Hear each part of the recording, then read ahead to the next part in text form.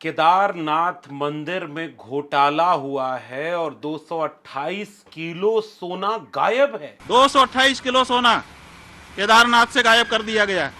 ये बात कोई और नहीं, शंकराचार्य कह रहे हैं और मीडिया से शिकायत कर रहे हैं कि इस पर मीडिया खबर क्यों नहीं दिखा रहा। ये कहाँ का नियम है? क्यों नहीं उठाते हो प्रेस वाले इस बात को? शंकराचार्य आगे कहते हैं कि एक तरफ तो केदारनाथ मंदिर का सोना गायब है और दूसरी तरफ दिल्ली में एक दूसरा केदारनाथ मंदिर बनाने की साजिश की जा रही है ताकि और घोटाले हो सके। तो जब वहां पर घोटाला हो गया तो अब आप दिल्ली में केदारनाथ बना लोगे, वहां पर फिर दूसरा घोटाला करोगे। मंदिर तो आस्था के केंद्र होते हैं, श्रद्धावान लोग वहां जाते हैं। मंदिर का पूरा तंत्र देखने वाले लोग अपेक्षा की जाती है कि निहायत ईमानदार, इंसाफ और इंसानियत में यकीन करने वाले, चोरी, लूट, धोखा, हिंसा इन सब से ऊपर उठ चुके लोग होंगे, जो अपनी इंद्रियों को वश में कर चुके होंगे, मनोविकारों से ऊपर उठ चुके होंगे, मन में कोई लोभ, लालच, ईर्ष्या, जलन, हिंसा कुछ भी नहीं होगी।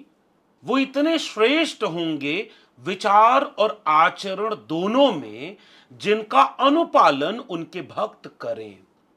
मंदिर तो इसीलिए बनाए गए ना। लेकिन देश में बाबाओं की, मंदिरों की, पुजारियों की ऐसी कहानियां और तस्वीरें अनवरत आती रहती हैं कि कहीं कोई मंदिर में बैठा ही गलत काम करता हुआ दिख जाए। अखबारों की कतरनें कुछ और कहानियां बताती हैं। साधु और संत का चोला पहने हुए लोग, जिसके लिए महात्मा कबीर पहले ही कह गए हैं, मन ना रंगाए रंगाए जोगी कपड़ा, हिंसक बातें बोलें, संविधान को जलाने की बात कहें, किसी का गला काटने या जीभ काटने पर इनाम घोषित करें, ये संत के लक्षण तो कतई नहीं हो सकते हैं। दक्षिणा के लिए आपस में लूट मचा दें, फिर ये संत तो कतई नहीं होंगे। कबीर साहब कहते हैं कि कबीर कलजुग कठिन है, साधन चीन्हे कोई, और कामी क्रोधी मस्खरा तिनकह आदर होए। ये कौन सा कलयुग आ गया कि अब शंकराचार्य को यह कहना पड़ रहा है कि मंदिर से सोना गायब और मीडिया से इसकी खबर गायब। कौन लोग हैं जो मंदिर में बैठकर चोरी कर रहे हैं? और अगर शंकराचार्य का यह आरोप सही है तो यह कितनी चिंताजनक बात है धर्म, आस्था, मंदिर और इन सब से जुड़े हुए लोगों के लिए। क्या यह विचार नहीं किया जाना चाहिए, क्या इसकी जांच नहीं किया जाना चाहिए कि आखिर मंदिरों में यह भ्रष्टाचार कैसे पहुंच गया?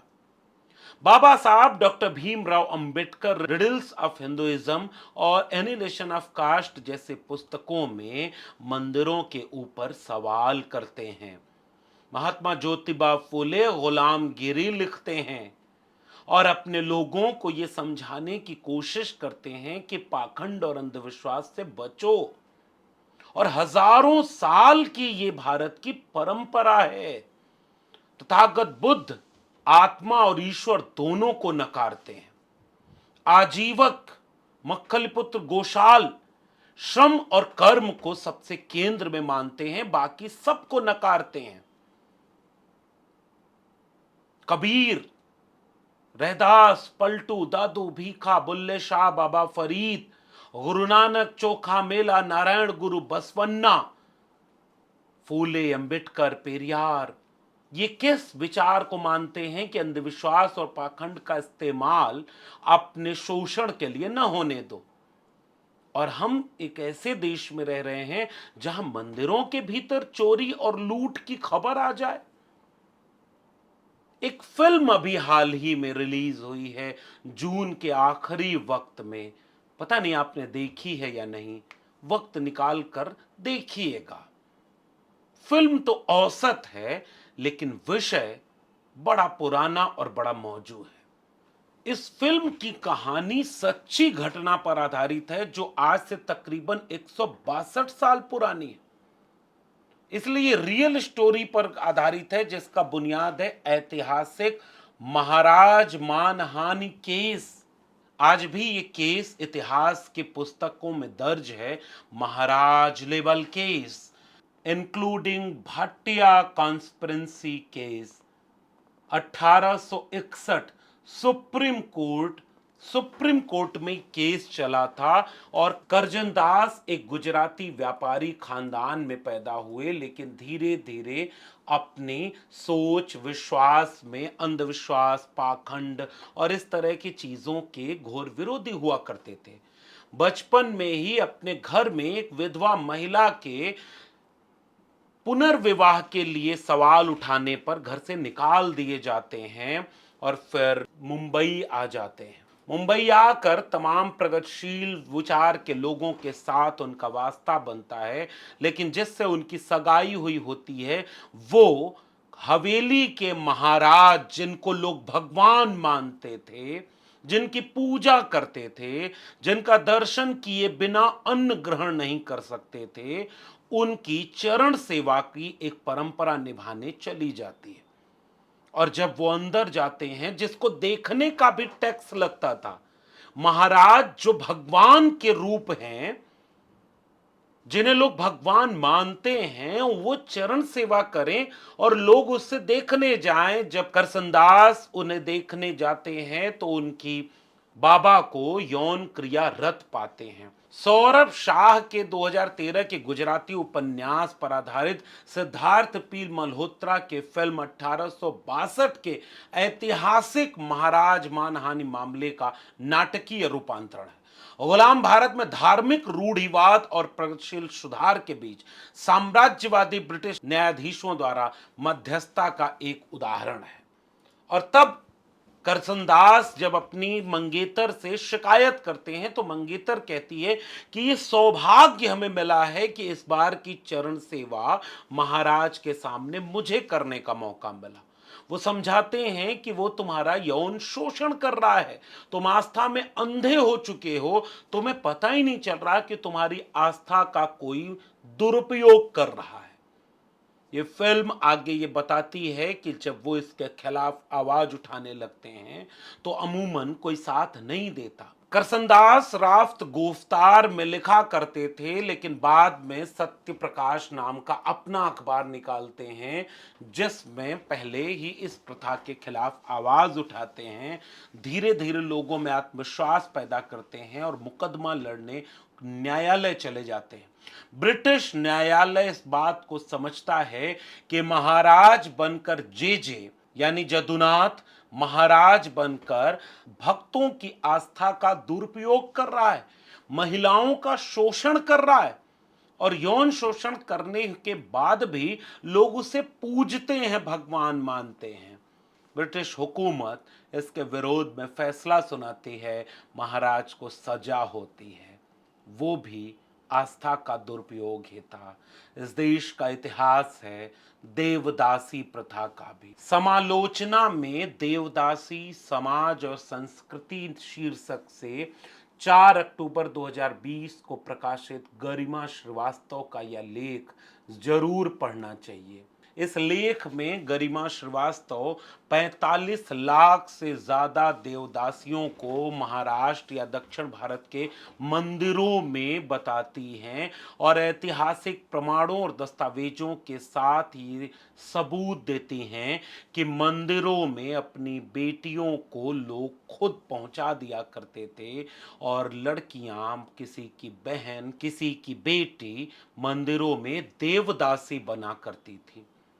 और इन महिलाओं का शोषण, दैहिक और मानसिक शोषण मंदिर में रहने वाले लोग इस नाम पर किया करते थे कि वो देवी देवताओं को खुश करेंगे, और इसके लिए कानून बनाना पड़ा। कानून बनाकर भी देवदासी प्रथा को रोकना मुश्किल हो गया। गरिमा श्रीवास्तव का यह लेख आगे ऐतिहासिक साक्ष्यों और विवरणों के साथ कहता है कि जब देवदासी प्रथा का विरोध हो रहा था तो समाज में इस विरोध का विरोध करने वाले लोग आ गए और कहे कि अंग्रेजों और तमाम प्रगतिशील लोगों से यह शिकायत है कि वो उनके धार्मिक मामलों में हस्तक्षेप कर रहे हैं।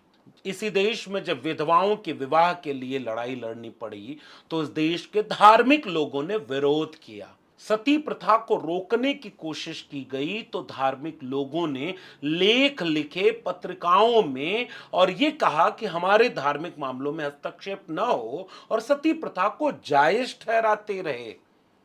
महात्मा ज्योतिराव गोविंदराव फूले और सावित्रीबाई फूले जब विधवा पुनर्विवाह पर काम कर रहे थे, बाल हत्या प्रतिबंधक गृह और शिशु संगोपन गृह बना रहे थे, बच्चियों को शिक्षा देने और शूद्रों को पढ़ाने के लिए स्कूल खोल रहे थे, तब भी यह कह के विरोध किया गया कि धर्म के विरोध में काम हो रहा है, पाप है ये, और सब कुछ धर्म के लिबास में हो रहा था। वक्त बदलता है और धर्म के आगोश से लोग धीरे धीरे उबरने की कोशिश करते हैं, मगर आज भी इस देश में इस बात के सबूत मिल जाएंगे कि जो अभी शंकराचार्य कह रहे हैं वो इस देश के मंदिरों में बहुत कुछ हो रहा है।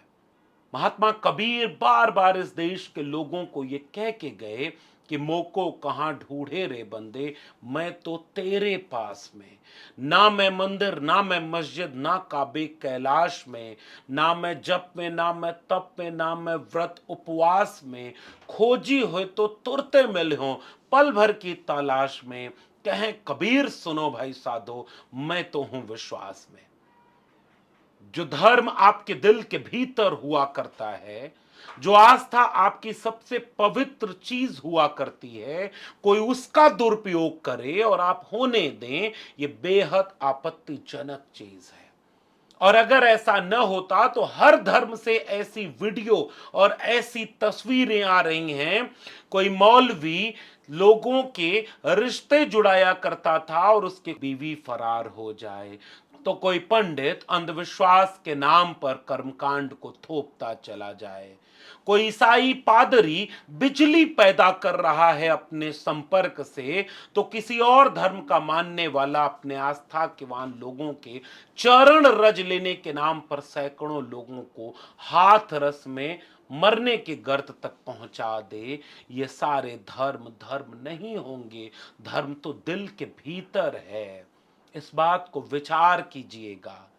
आपका स्वाभिमान, आपका सम्मान आपका अपना है और धर्म आस्था आपके भीतर है।